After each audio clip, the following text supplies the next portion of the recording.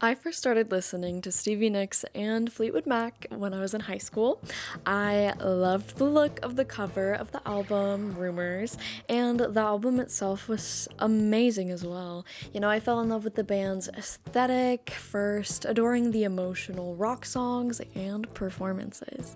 That performance we'll get to later of Silver Springs in 1997 really has affected me forever, and I love that. Stevie Nicks has always stuck out to me for her outfits and her stage presence, and immediately became just such a huge inspiration. So I had the chance to see her with my sister last year in Texas, and I have never cried harder at a concert in my life. And it was so unexpected. It got to a point where I was like, I don't know why I'm crying, and I can't make it stop. And I felt just so unprepared, overwhelmed, but so indescribably happy.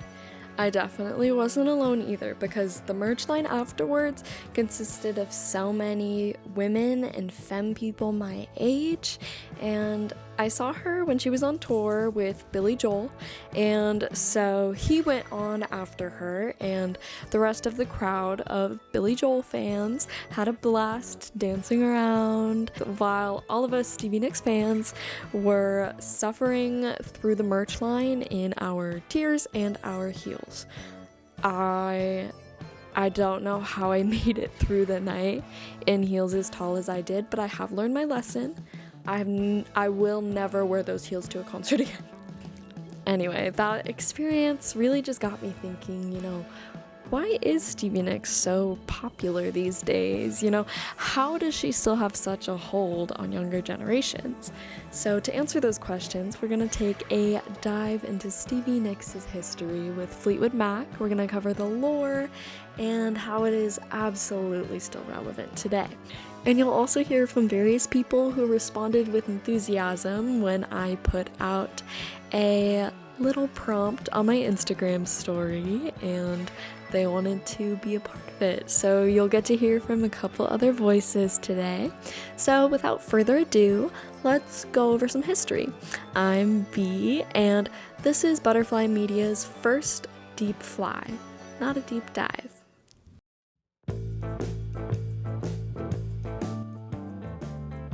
To talk about Stevie Nicks, we have to first mention a little bit about Fleetwood Mac in general. So the band actually started out in 1967 with drummer Mick Fleetwood, bassist John McVie, and vocalists and guitarists Jeremy Spencer and Peter Green. Stevie doesn't actually join Fleetwood Mac until 1974, and she was first in a band called Fritz with Lindsey Buckingham. She told US Magazine in January of 1988 that Lindsey called and asked her to join Fritz. Stevie met Lindsey in high school and told Arizona Living Magazine in 1983, "When I first met him, he was going with somebody, and so was I. But I fell totally in love with him. I was captivated. When I tell you, they were messy. They were messy." They started actually dating after they both moved to LA together after Fritz broke up in the early 70s, according to the Los Angeles Times. In LA, they became Buckingham Nicks and released an album in 1973 that flopped so badly the record label dropped them completely. During this time, Stevie was working as a waitress and cleaning houses, while Lindsey was on a brief tour with Don Everly. That's a whole nother story we don't really have time for. This was when their fights began, as did some of their greatest hits. The pair started writing songs Rhiannon and Landslide during this time. Finally, on New Year's Eve of 1974, drummer Mick Fleetwood asked Lindsey to join Fleetwood Mac as a guitarist. Lindsey responded that the band would have to take Stevie too, or he was out. So Mick agreed, but Lindsey still was not sure. He thought the band was just another one that would just cycle through members, and Stevie says in the biography Gold Dust Woman, "Lindsay, you and I have to sew this relationship back up. We have too much to lose here. We need to put our problems behind us. Maybe we're not going to have any more problems because we're finally going to have some money, and I won't have to be an effing waitress." So, after that, they joined the band. I'm not old enough to have seen Fleetwood Mac live, unfortunately, but I did see Stevie Nicks live last year in August at Arrowhead Stadium when she was on tour with Billy Joel. That was one of the best concerts of my life, really, because I went with my mom, and her and I, we both love Stevie Nicks and Fleetwood Mac, so being able to see her live was really, really incredible. And even at her age, she still has such good stage presence and is able to put on a really good show.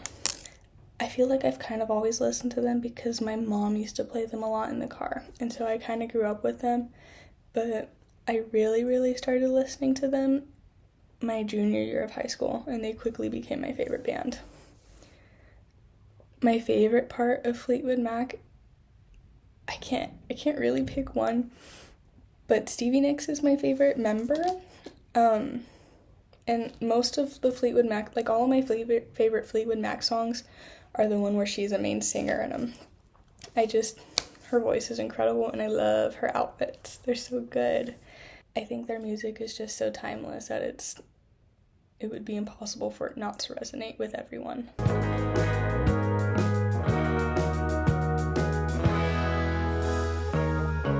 So while Stevie and Lindsay were trying to sew things up, their first album with their new band was released in 1975, featuring Landslide and Rhiannon, along with Say You Love Me, which is one of my favorites. The band also tours for the album self-titled Fleetwood Mac for 6 months in 1976. So at this time, the band consists of drummer Mick Fleetwood, keyboardist and singer Christine McVie, bassist John McVie, and then there's Lindsay as lead guitarist and singer, and Stevie as a lead vocalist.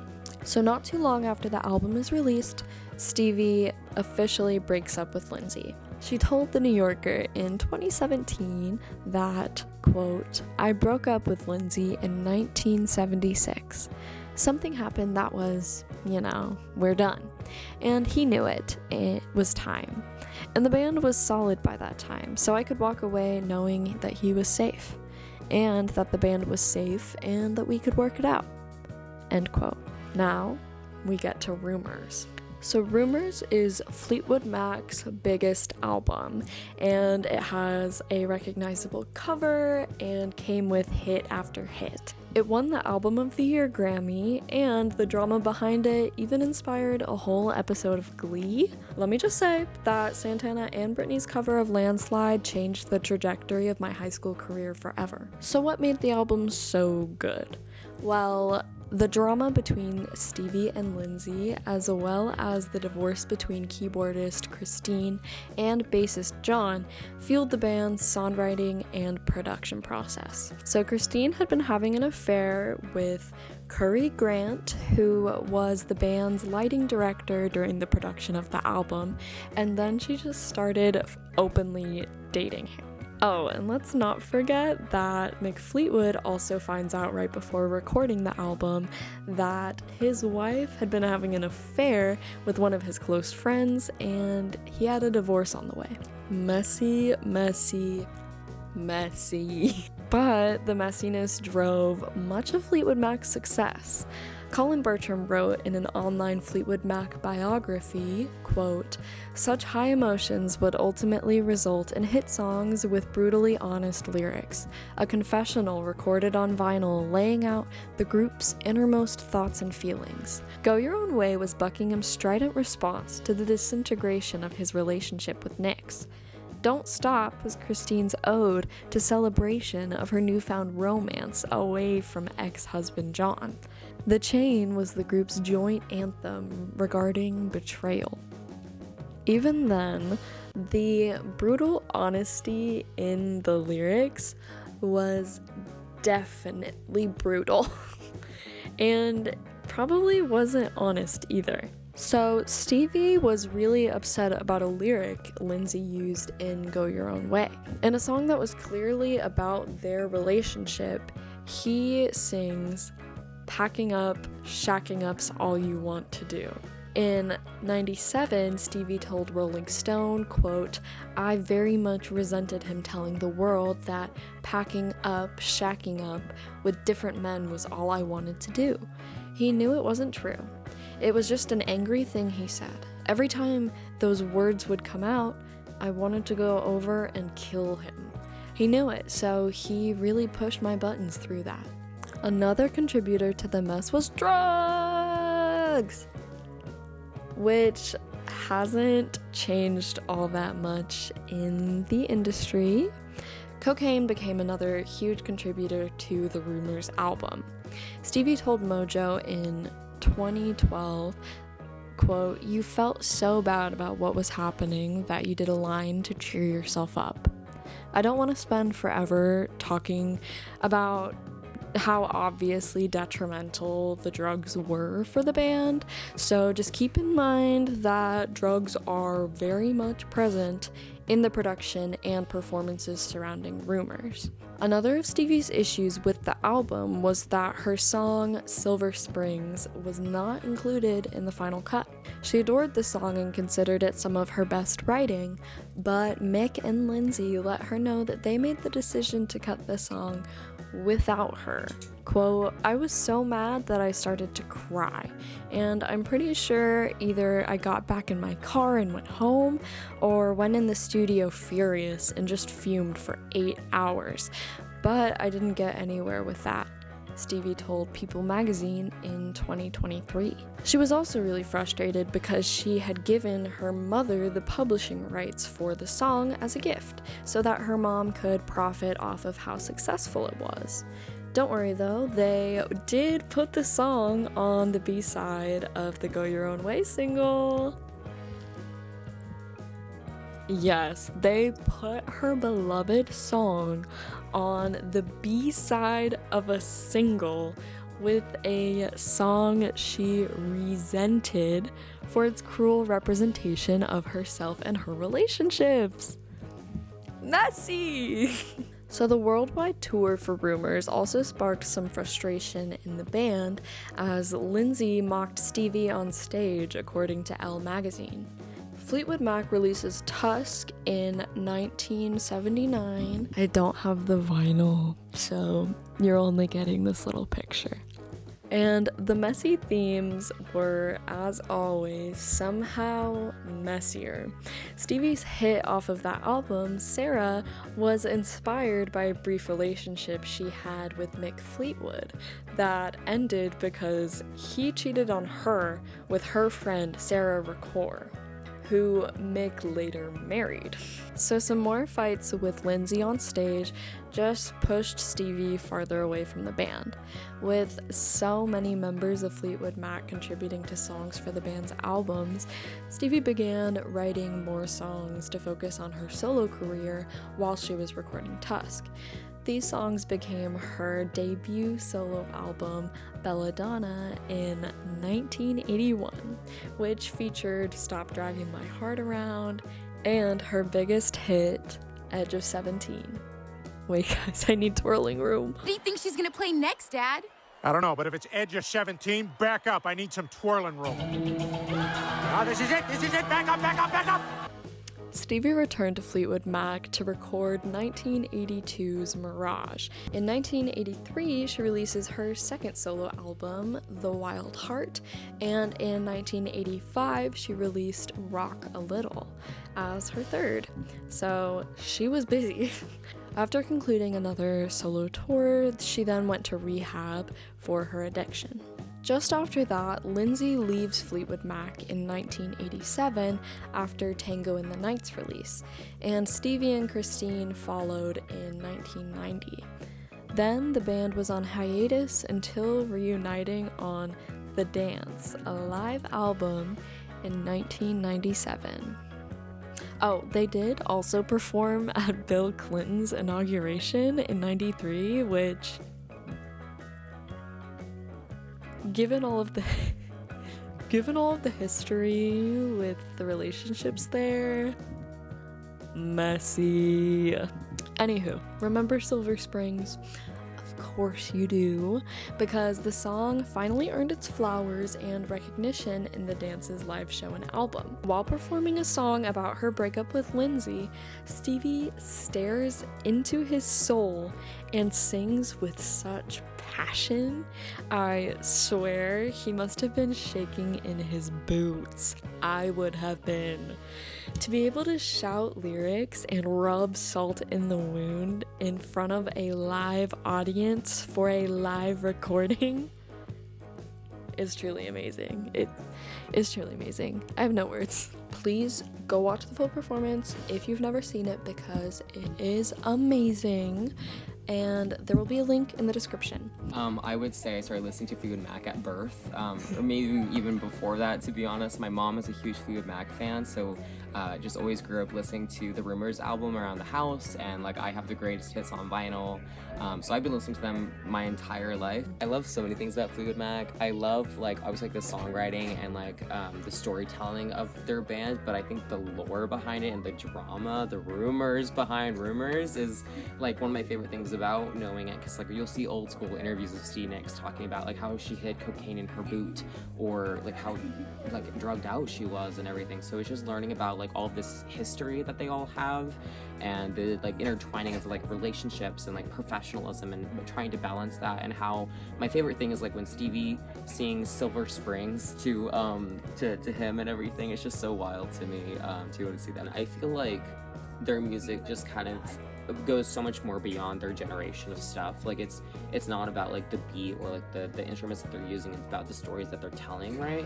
And so like, you know, losing a partner or feeling this need to like leave your hometown, or like any of these finding like spirituality and faith in something, are all things that I think we're going through on a daily basis.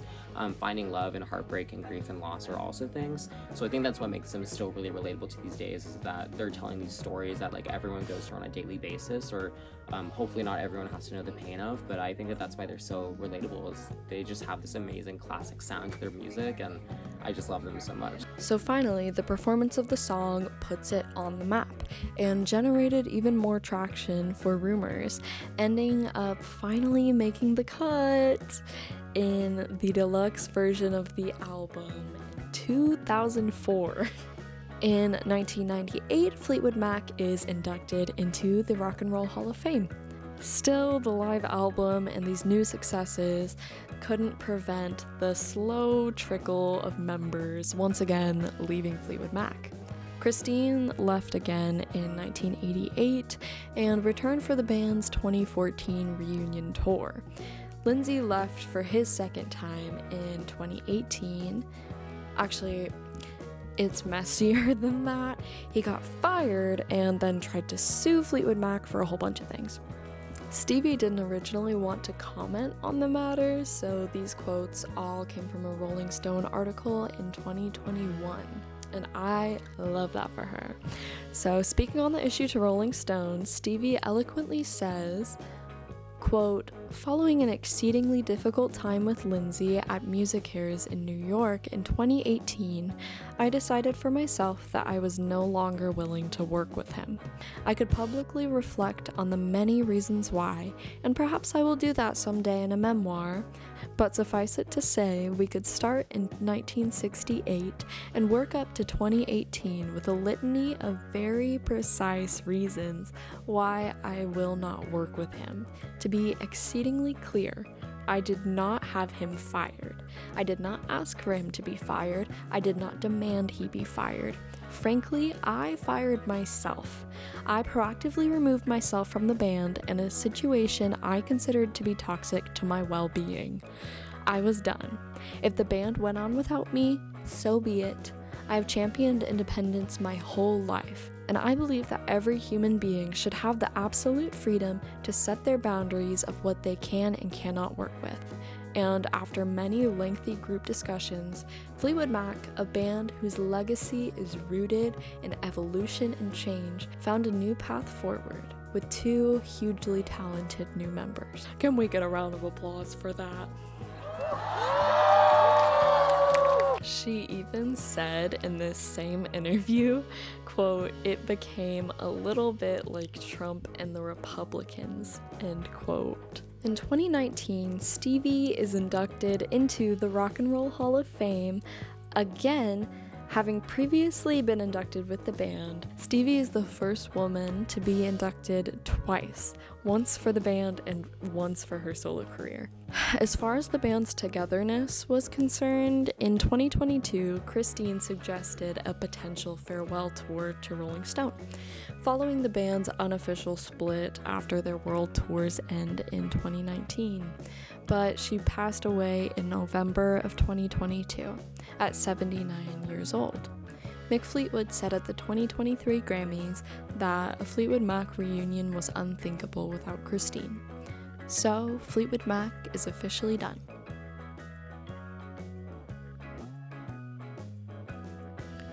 Shortly after Mick's statement, Stevie also reported that she could not return without Christine. In an interview with Vulture in 2023, Stevie said, quote, "When I think about Taylor Swift's song You're on Your Own, Kid, and the line You've Always Been, it was like, that was Christine and I. We were on our own in the band. We were on our own in that band. We always were. We protected each other. Who am I going to look over to on the right and have them not be there behind that Hammond organ? When she died, I figured we really can't go any further with this. There's no reason to," end quote. While the band is done, Stevie's solo career is still flourishing. So she was performing some private shows and music festivals from about 2020 to 2022, and she began a solo tour in 2023. Just a few days after that, she began touring alongside Billy Joel and double headlining shows with him. So I saw a show from this tour, and it was just so incredibly touching to see her perform. I wasn't expecting to sob, but I couldn't stop it. You know, there's something truly so powerful about her voice, and it holds so much power and history. It was also something just really special for me. Hearing her sing Dreams live was insane. I genuinely cried through the whole set. My sister and my dad next to me were both kind of giggling at me because I was sobbing just the whole time. We got to hear her sing Landslide live, which she added to her set list after Christine's passing. As she sang the song, a touching montage played on the screens in the background, and it was footage of Christine during her time with the band. So all of this just kind of certified the crying headache I was going to get later that night. I was definitely messy. So she stopped dedicating the song in September of 2024, telling Rolling Stone, quote, "I said, we have to let her go now. We have to say goodbye to Christine. Safe journey." It's so sweet and well put. I have seen Stevie Nicks in concert fairly recently. I saw her last May with a good friend of mine, and it was at a casino in Oklahoma. It wasn't some big production or anything. She just was kind of out there with the mic, and there were lights and things, but it wasn't like a big like stadium tour kind of feel. It was really intimate, and it was also interesting to see the wide variety of audience that was there. I mean, there were moms with their daughters, there were people my age, there were people that were much older than me that were probably, you know, experiencing this as a nostalgic sort of thing. But it was a really fun environment. It was mostly women, so everyone was, of course, complimenting all the outfits and everything in the bathroom. But it was just a really, really fun experience. I started listening to Fleetwood Mac also sort of recently. I would say I'm currently 19. I would say sometime around when I was 16 or 15, but my sister was also into them before I was. and she's always into really cool stuff that I end up picking up, so I think she kind of got me into it about that time too. I think Fleetwood Mac appeals to younger audiences first from a very complicated view of nostalgia. I think everyone always longs for the past, whether the past was perfect or not. I think that people are also easily influenced by their parents, and for me, that was the music my parents grew up with. I'm not sure about other people, I think it depends on how old your parents are, but that was music I grew up around, so there's a feeling of it sort of being from my childhood, but also the longing for a different time. I think no matter what day and age you're going to be in, everyone always longs for the past. It's just kind of how humans are. I love pop hits as much as the next person, but when I want something that has that sort of like passion and emotion behind it, Fleetwood Mac would be something I'd turn to before popular songs like songs by Chappell Rowan or Taylor Swift. I think that a lot of those songs lack the depth, not all of them, but that's just kind of what's popular right now. So I think that it appeals to younger audiences because we don't have as much of that now, where there wasn't as much technology in music in the past. It was more just straight up instruments. Alongside her solo tours, Stevie's also been incredibly relevant in pop culture. In 2023, her performance of Silver Springs from The Dance in 1997 began trending on TikTok. So this interest arrived because of the release of the Daisy Jones and the Six show in 2023. It was based off of the 2019 book by Taylor Jenkins Reid, and she cited the dance's performances of Silver Springs and Landslide for inspiring her. She said in 2019 that, quote, "I wanted to write a story about that, about how the lines between real life and performance can get blurred, about how singing about old wounds might keep them fresh," end quote. Well, I have to say, Daisy Jones and the Six is a really good book. I read it before the show came out, and the book alone got me listening to a lot more Fleetwood Mac than I already did, which was impressive. The book is heavily inspired by the messy nature of Fleetwood Mac's relationships, and Stevie Nicks herself actually adored the book and show, and even suggested a season 2 for the show, despite it ending where the book did, and kind of where her story did. I'm honestly not sure how they're going to create a season 2, but if she's in on it, I'm really curious to see. I think I've read the book before I started listening to Fleetwood Mac, but then when the show came out, I had been listening to Fleetwood Mac and knew a little bit, so I think I had better context for it.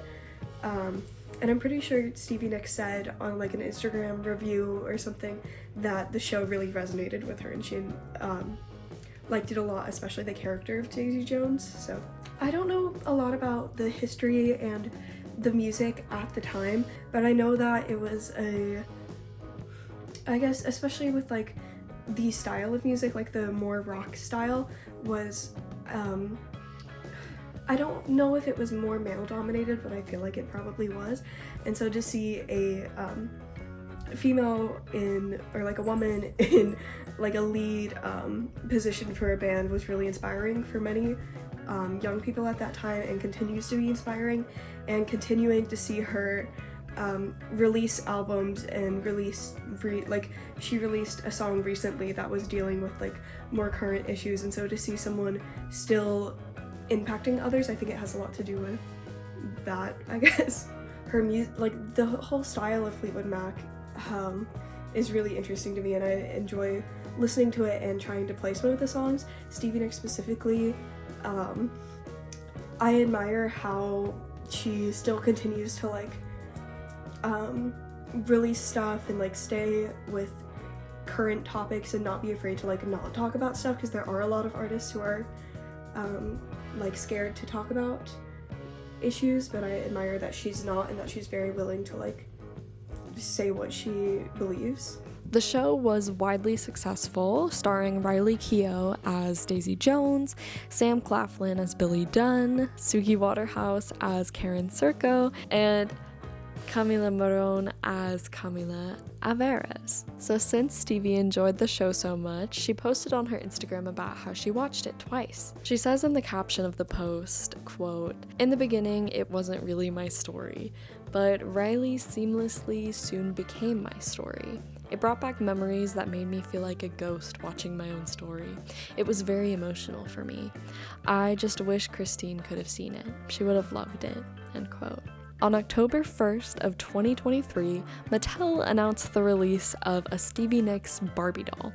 It sold out insanely fast, was restocked a few months later, and then it sold out again. If I had gotten the doll, she would be sitting on this couch, but I don't have the doll, so I named my cat Stevie Nicks instead. Do you want to say hi, Stevie? She does not. Okay, go on. Stevie loves her Barbie doll, which, I mean, obviously, but she has a whole Instagram post of just a bunch of pictures she took of the Barbie doll in like different hotel rooms on tour and doing different things, and it's so silly. She told Elle.com, quote, "I'm photographing her everywhere we go.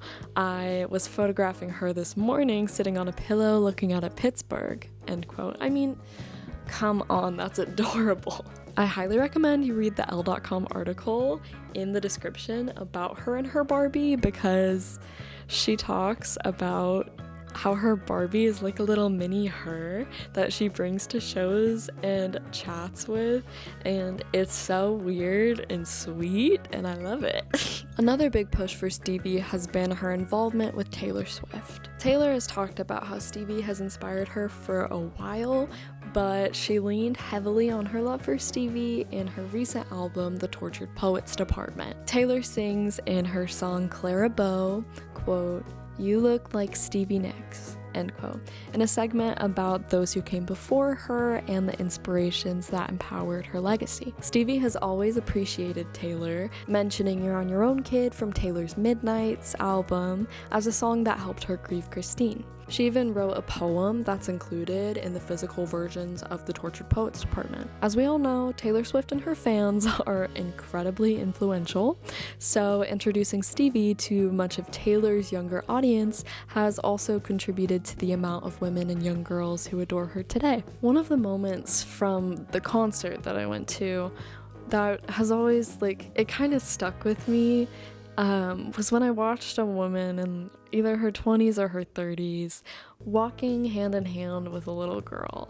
Both of them were fully decked out in Stevie Nicks inspired looks, and I just remember sitting there and thinking about how sweet it was that they could experience that together, as well as just how amazing it is to see little girls still falling in love with Stevie's music just as much as I did. Stevie is still releasing a lot of new music and making appearances on shows such as SNL, and she mentioned in the concert I went to that she is not going anywhere. Even at 75 years old, her passion for what she does is so vibrant that it's hard for anyone to look away. She's always been an incredibly genuine performer, not afraid to stare men who wrong her into the eye as she belts Silver Springs at them. She's determined and proud of her values, integrating her feelings and beliefs into her songs.